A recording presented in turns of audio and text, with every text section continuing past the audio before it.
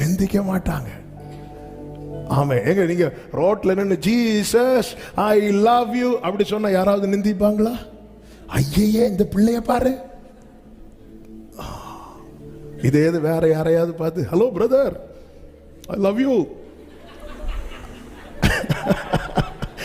இப்படி சொன்னா என்ன ஆகும்?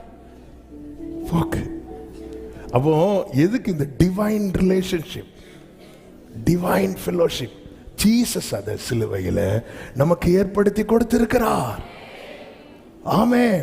இந்த உறவு எவ்வளவு நாளும் என்ஜாய் பண்ணலாம், நீங்க எவ்வளவு ஆழத்துக்குனாலும் போகலாம்.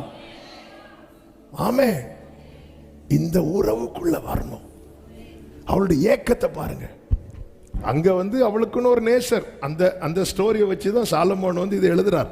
ஏன்னா சாலமோன் கூப்பிட்டு வராத ஒரே லேடி உண்டுன்னா